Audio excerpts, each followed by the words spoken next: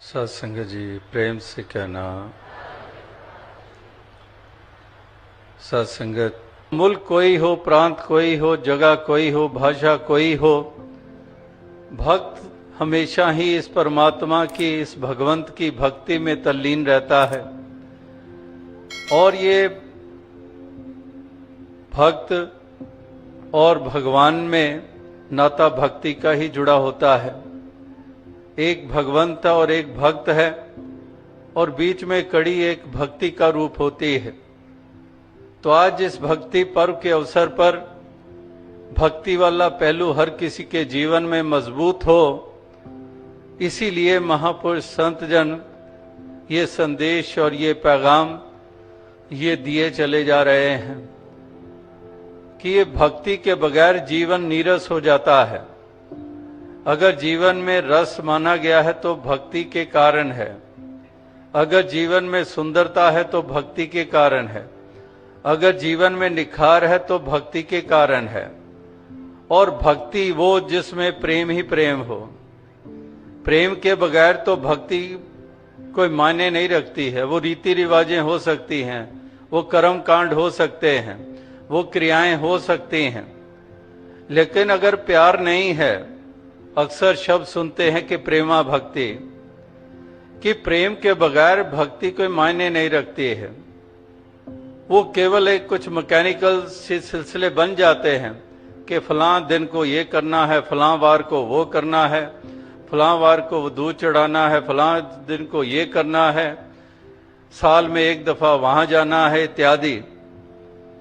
तो इस प्रकार से वो क्रियाएं तो हो सकती हैं, लेकिन भक्ति, इबादत, बंदगी, जैसे थोड़ी देर पहले भी आपने सूफी संतों की बात सुनी, जो उनके आदेश और उनकी मान्यता क्या रही है, उसका भी जिक्र आपने सुना कि ईमान सलामत हर कोई मंगदा, इश्क सलामत कोई हो, जिस मंजिल नु इश्क पहचाने, ईमान नु खबर ना काई हो। तो वाकई इश्क, ये प्यार, ये ईमान को खबर ही नहीं है कि ये होता क्या है।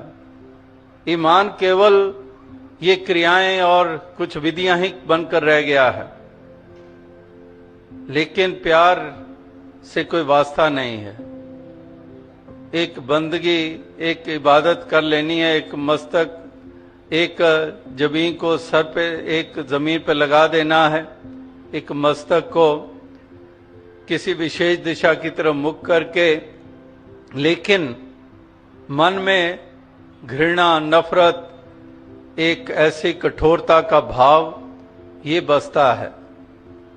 हर किसी पे जुल्म ढाने के भाव रहते हैं, दूसरों को नीचा मानने वाली प्रवृत्ति होती है, अपने ऊपर अहंकार किया जाता है, इंसानों को कीड़े मकोड़े समझा जाता है। तो इस तरह से अगर ये एक ऐसी अवस्था है मन की, और ऐसे ही मन में भाव हैं और वैसे ही व्यवहार हैं, तो फिर इसको कौन भक्ति माने, इसको कौन बंदगी माने, इसको कौन इबादत माने।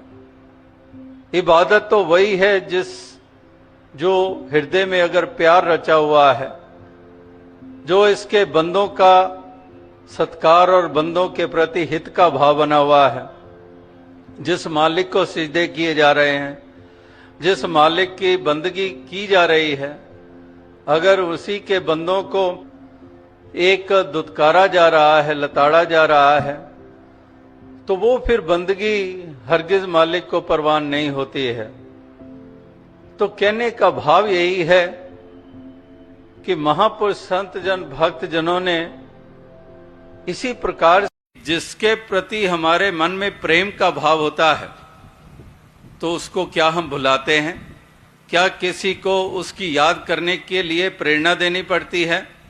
किसी को ले लें, कोई किसी के प्रति मन में प्रेम का भाव पैदा हुआ है, कोई एक लड़की किसी लड़के से प्यार करती है, लड़का किसी लड़की के ऊपर फिदा हो गया है, उसके प्रति प्रेम जागा है, उस लड़के या लड़की को कभी आपको कहना पड़ता है उसको याद कर ले?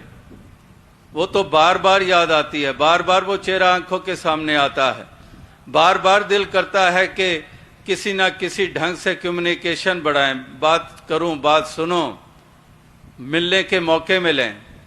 कभी भी किसी को कहने की जरूरत पड़ती है कि उसको याद कर ले।